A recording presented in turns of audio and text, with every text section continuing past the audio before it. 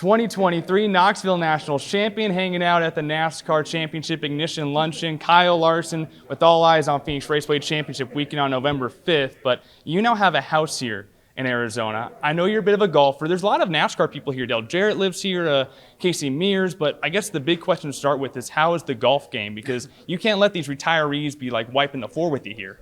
Yeah, I haven't gotten to golf with DJ since I've been out here, but my golf game, I really don't play that much anymore. So it's I'm like a high 80s, low 90s guy, and I think I've come to terms and just accept that because I don't have the time to put into making myself better. But I do love Arizona, and I love the golf out here. So try to golf as much as I can, which isn't that much anymore.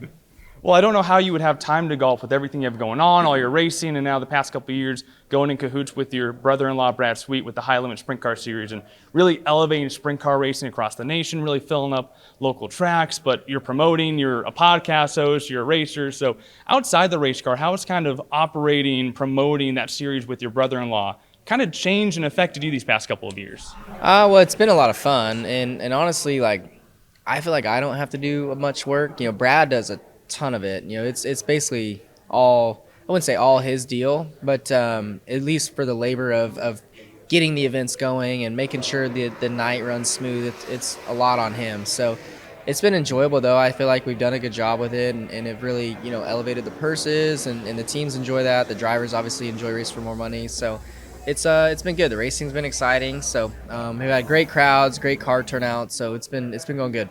Obviously, you do all of your racing, all your dirt racing, then your teammate Chase Elliott, you got to get him into a USAC midget race a couple times, Chili Bowl. Your other teammate, Tucson, Arizona, is Alex Bowman. He's elevating his dirt program with ABR. So when are you guys actually going to peer pressure William Byron into a dirt car? Like, what's the holdup here?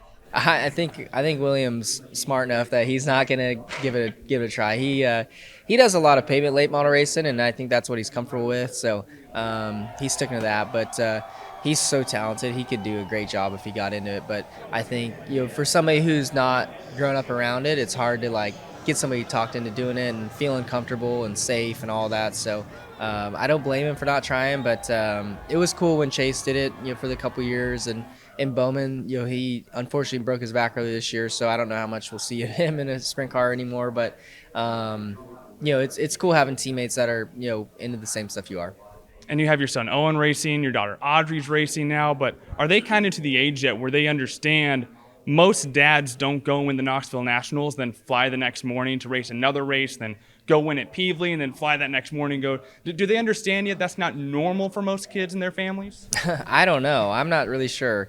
I don't know. So I haven't gotten a sense that they know one way or the other if it's cool or not. But no, it is fun to get to do everything that I get to do and race, great equipment, and sprint cars, late models, cup cars with Hendrick Motorsports. So just fortunate to get to race, you know, close to 100 times a year and be successful at it too.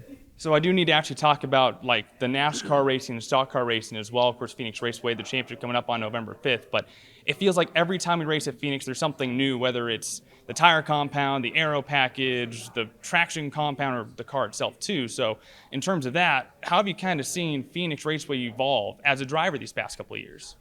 That's a good question. I don't know. I think it all kind of comes down to like the resin or the PJ1, whatever they're calling it these days, the sticky stuff at the top of the track, which the last couple times they haven't put up there, but what's still left there has been really good. So I feel like the lanes have been pretty equal and the racing's gotten good. We were really fast earlier this year, so hopefully we can make it in the Final Four and have a shot at the championship at a track that I feel like we're good at. And you've raised this Bill France Cup before once back in 2021. You know what it takes. You know what you have to go through in order to get that. What is it going to take in 2023 to raise this one more time? Yeah, I think you know, it always takes consistency, some good runs in the playoffs. You know, I think if you can just finish all the races and not run into much trouble, you can make it through the first couple rounds. So once you get in that round of 8, though, you got to be strong, and hopefully you can get a win, obviously. But if not, you got to be running, you know, top 8 at least. You know, getting good stage points and stuff. So yeah, but if you can get wins, you know, it takes care of your playoffs. But that's tough to do. It's not easy to win a Cup Series race. So just being consistent is, I think, the main goal. And then if you're in an opportunity to win or position to win, you got to be aggressive for it.